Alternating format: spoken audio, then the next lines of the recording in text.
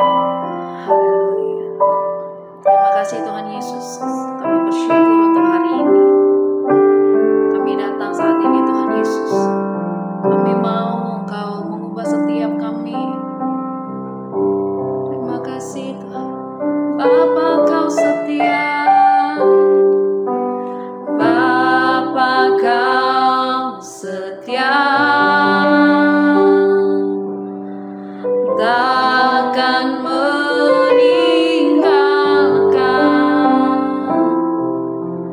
dan ku percaya Engkau milikku dan ku milikmu. Kerinduanku, kerinduanku, tinggikan namamu.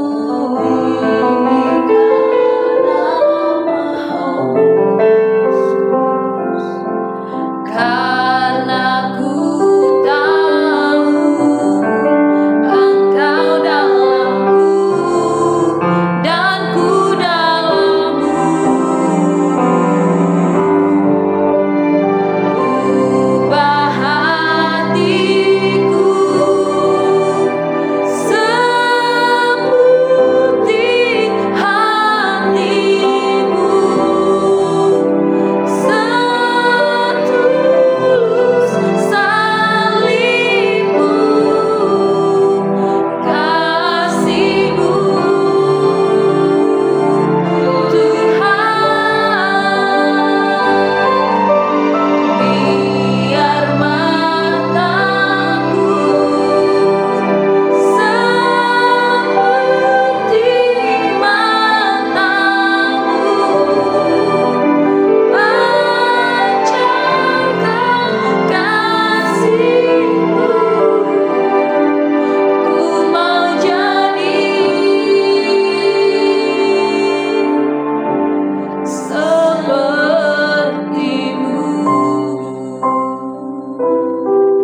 Oh,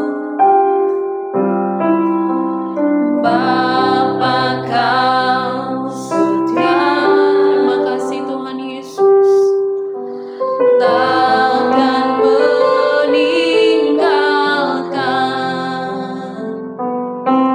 dan ku percaya Engkau milikku dan ku milikmu. Kerinduanku, ku mau tinggikan namamu.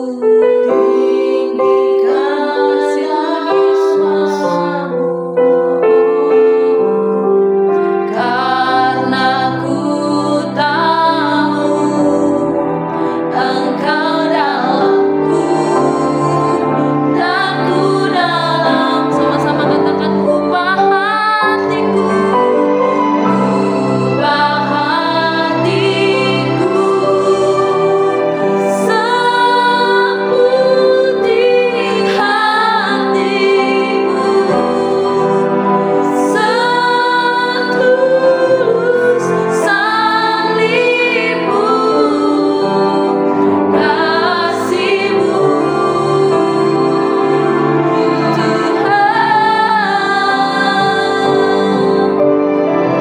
Biar mataku seperti matamu, pancarkan kasihmu.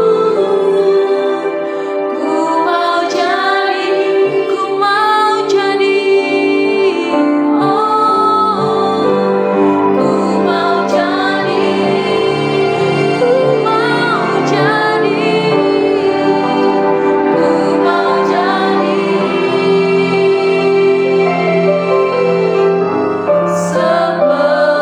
sepertimu.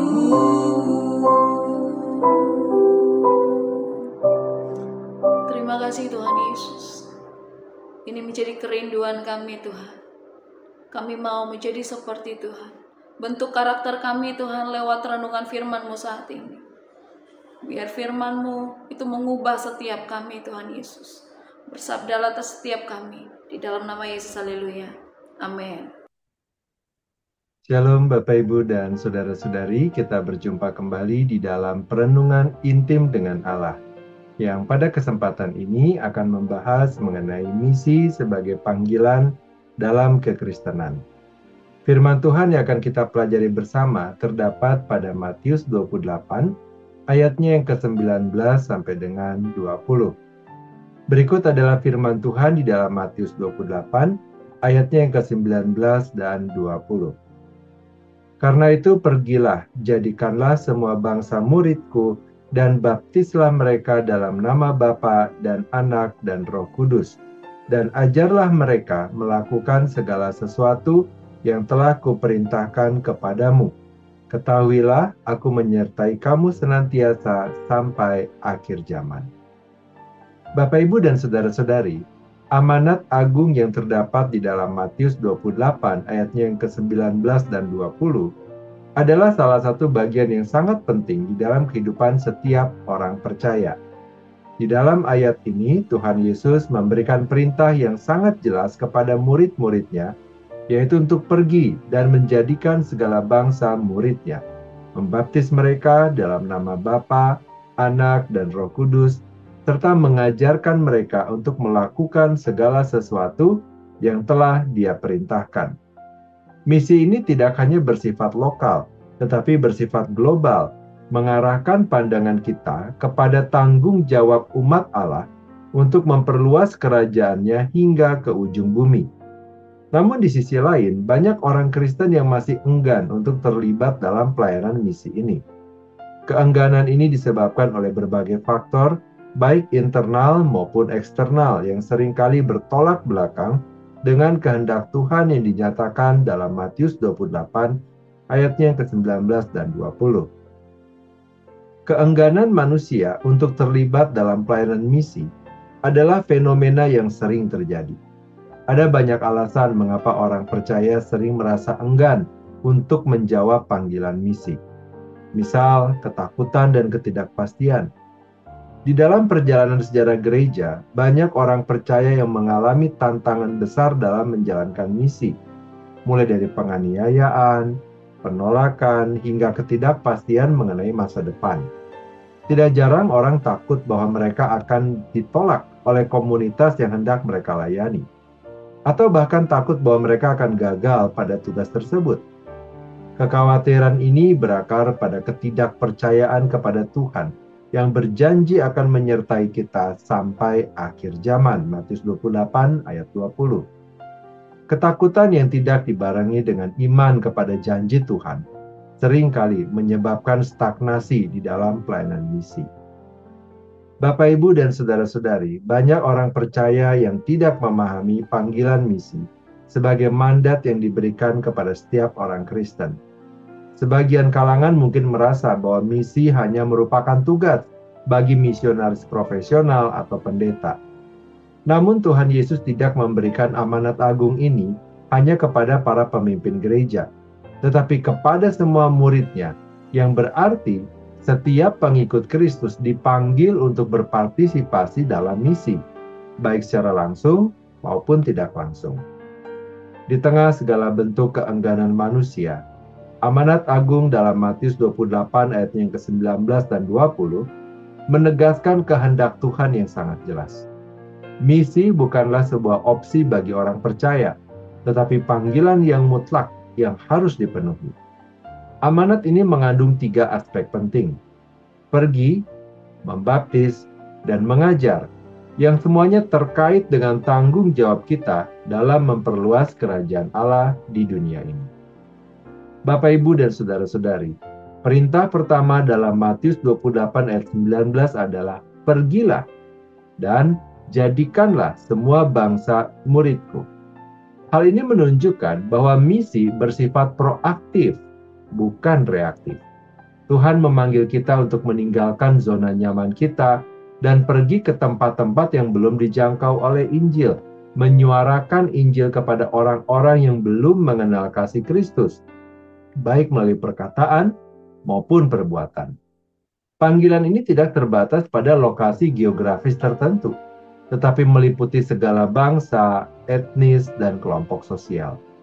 Panggilan ini juga menekankan pentingnya menjadikan orang sebagai murid Kristus, bukan hanya sekedar mempertobatkan mereka.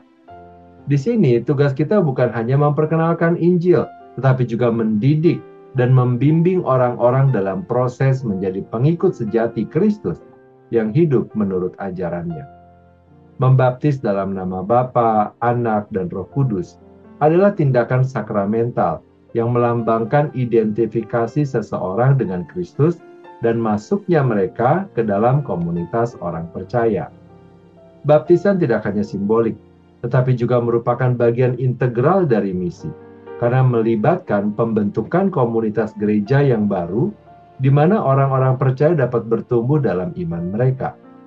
Dalam hal ini, Tuhan mengingatkan kita bahwa misi bukan sekedar usaha individu, tetapi merupakan panggilan untuk membentuk komunitas-komunitas yang hidup di bawah otoritas Tritunggal. Melalui baptisan, orang percaya menjadi bagian dari tubuh Kristus, dan ini mencerminkan pentingnya kesatuan dan persekutuan dalam menjalankan misi. Amanat Agung juga mencakup tugas untuk mengajar segala sesuatu yang telah diperintahkan oleh Yesus. Ini berarti bahwa misi bukanlah sekedar membawa berita keselamatan, tetapi juga melibatkan pembentukan karakter dan kehidupan yang sesuai dengan ajaran Kristus. Orang percaya harus didorong untuk hidup dalam ketaatan kepada firman Tuhan dan menjadikan Injil sebagai pedoman dalam segala aspek kehidupan mereka. Tuhan menghendaki agar orang-orang yang menerima Injil dapat hidup dalam transformasi yang nyata melalui pengajaran yang setia kepada firman Tuhan. Bapak, Ibu, dan saudara-saudari, misi bukanlah sekedar tugas tambahan bagi orang Kristen, tetapi merupakan panggilan yang integral dalam kehidupan iman kita.